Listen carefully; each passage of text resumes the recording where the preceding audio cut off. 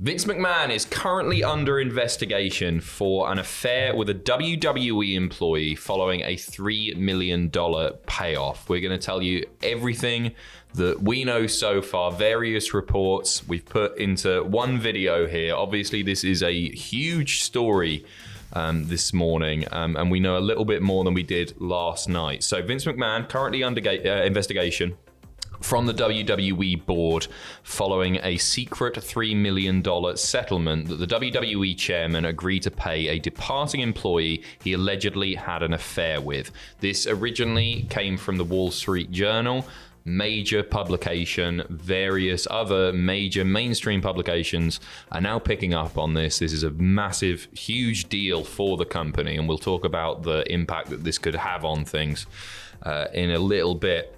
This settlement was signed in January 2022, according to the report, preventing the former employee from speaking about her relationship with McMahon and disparaging him. So she has been, she's agreed to sign an NDA to say that she can't talk about this stuff. We don't know who it is. We're not going to speculate on that. Board members found out about the settlement through a series of anonymous emails from an individual who claimed to be a friend of the former employee. The first email was received all the way back March the 30th. So they've known about this for a little while. It alleged that McMahon initially hired the woman as a paralegal in 2019 on a salary of $100,000. And then once she began an intimate relationship with Vince McMahon, the salary was increased to $200,000. The first email also alleged that Vince, and I quote, gave her like a toy to WWE head of talent relations, John Laurinaitis. And then she became an assistant to John Laurinaitis in 2021. The email stated, "My friend was so scared she quit after Vince McMahon and lawyer Jerry paid her millions of dollars to shut up." That's, of course, Jerry McDevitt, McMahon's longtime attorney, been doing work with Vince for a long, long time, and he was the one who negotiated that $3 million deal.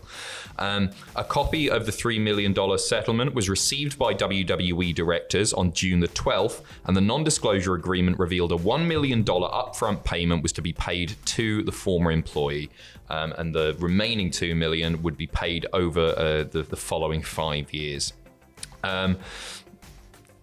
WWE's outside counsel, Simpson Thacher and Bartlett LLP, are going to be the ones conducting this investigation. Their findings in recent days show the payments that were made to McMahon's using McMahon's personal funds, totaled millions of dollars. The investigation is headed by WWE President Nick Khan.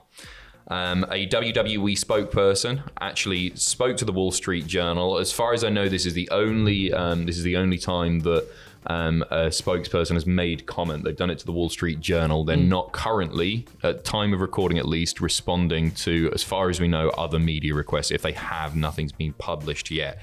They say that the company is cooperating fully with the inquiry and that the relationship with the former employee was consensual, essentially confirming this did indeed happen. They're taking the allegations seriously and they're being dealt with appropriately. Jerry McDevitt, the lawyer, stated that the former employee had made no claims of harassment against McMahon, and he also said WWE didn't pay any monies to the former employee when she left. So this is coming from Vince McMahon's personal funds. Once again, it's not being paid directly from WWE. WWE's account or accounts. So what could this mean? Essentially, this is the thing that is put Vince McMahon in the most hot waters, the biggest crisis within WWE since the steroid trials, right? Yeah, without a doubt, yeah. And it's going to be very interesting, the results of the investigation, the pressure that could be put on Vince McMahon to step down. That's already being spoken about. At the moment, it's all just speculation, I guess, as to where this will go. But this is, I can't overstate how huge this is. I mean, as you were saying, I think it's probably the biggest thing, at least in the public eye, since the steroid trial stuff that you were talking about there too. And yeah, this is huge. With Nick Khan heading the investigation as well. We've speculated for a long time that Nick Khan could be the person to potentially, run things in WWE, and this might just be the first step in that actually happening now. Perhaps. Who knows? Again, speculation. It could be. It's all speculation at the moment, but yeah, absolutely massive. Following the report from the Wall Street Journal, Fightful released some notes on this, and we'll summarize those now. WWE made their staff aware of the Journal article and issued an internal email to many of their staff saying, the Wall Street Journal has published a report about WWE with allegations that we and our board of directors take seriously. We are cooperating fully with the independent investigation initiated by our board of directors. So once again, there's no we refute these claims. Nope. There's no denial. They're just saying that we're going to cooperate. Yes. WWE not responding to comment when reached out to by Fightful. I imagine they are more than inundated at the moment. Sources that Fightful had spoken to indicated that relationship between Vince and the paralegal was suspected by many in the company, and it was indicated that she was given a substantial promotion around the time of April 2021 during that big mass cut. Yes. Of talent and some backstage staff as well. We're told specifically that she was promoted from John Laurinaitis' assistant to a director role that spring. A lot of speculation around the fact that this could be tied to Stephanie McMahon stepping away from WWE. She is, of course, on a temporary hiatus, or she's stepped away for the time being. Yeah. It's noted here by Fightful. She's on the company board and she would have been made aware of the investigation, as would Triple H and Nick Khan. There was immediate speculation that someone in the company intentionally leaked the information. As far as this relates to John Laurinaitis, the head of talent relation, John Laurinaitis was given back the spot in 2021. Immediately, Fightful heard from female talent who expressed frustration and displeasure with the move. Completely separate from his hiring practices, which many of the women we spoke to felt like they were archaic, these hiring practices. One followed up today on the condition of anonymity and said, I'd rather get all my S sent to me in a trash bag when I get fired than have to deal with him, and neither are good options. His way of working has been criticized by various ex-WWE talent in the past.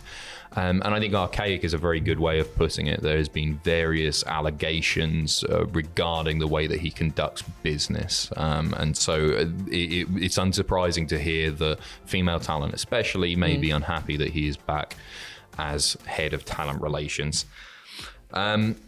Immediately, those that Fightful spoke to in WWE on the condition of anonymity again agreed with the early assumptions that this is the biggest threat to Vince McMahon's power in WWE since the steroid trial nearly 3 decades ago.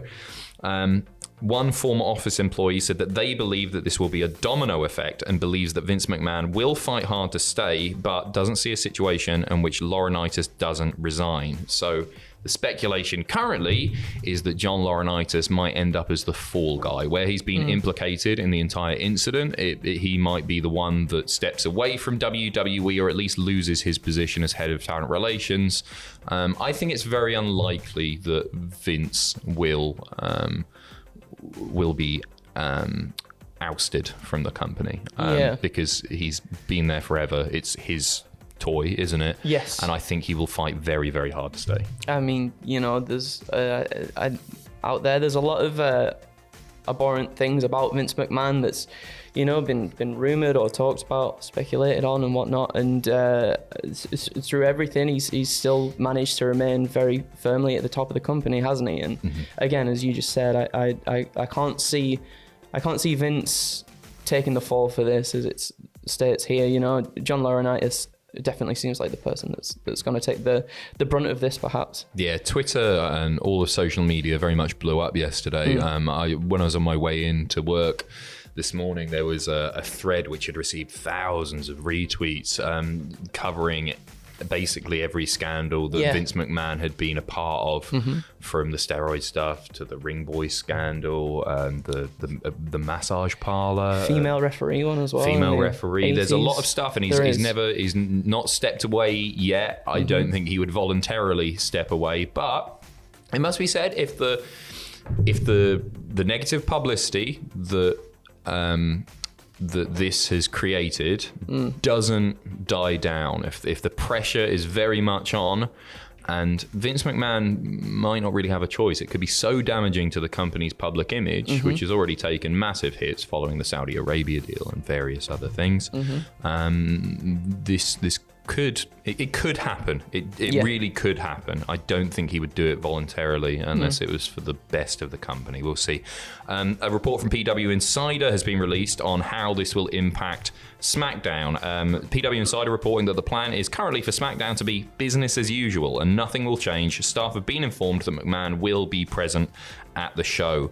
The report also notes that the status of John Laurinaitis is unchanged as of this recording and as of the writing, I guess, of the report more precisely.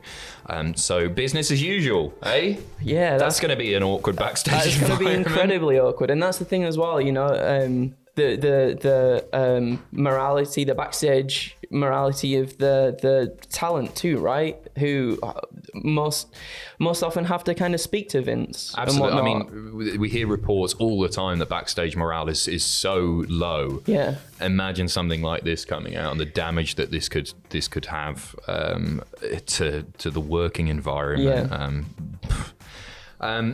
There's so much out there right now. Everybody's commenting. The various release talent have made comments. We're going to sum some of that stuff up probably this afternoon when we've compiled it all.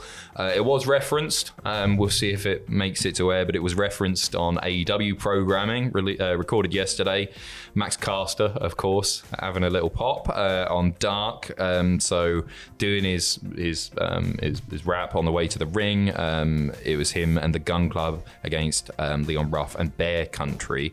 And part of his rap was, and I quote, "Honestly, I had something to say, but somebody made me sign an NDA." He's been careful. He's been very careful. We know what he's alluding to.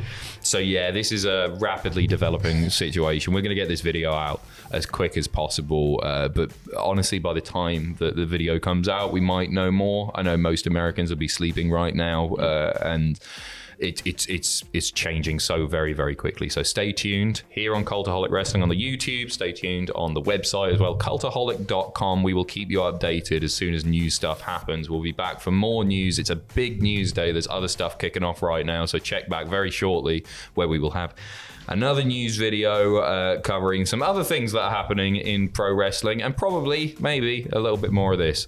Thank you for watching. Andrew, I'm sorry for talking non-stop. You said about 3 words. Not at all. It's important to get this information out with any sort of interruption, you know, and it's one of those things where I guess you can't really, you can't afford to speculate. You want to get the facts out, don't you, really? Absolutely. Right, we'll be back very, very shortly. Take care of yourselves. See you in a bit.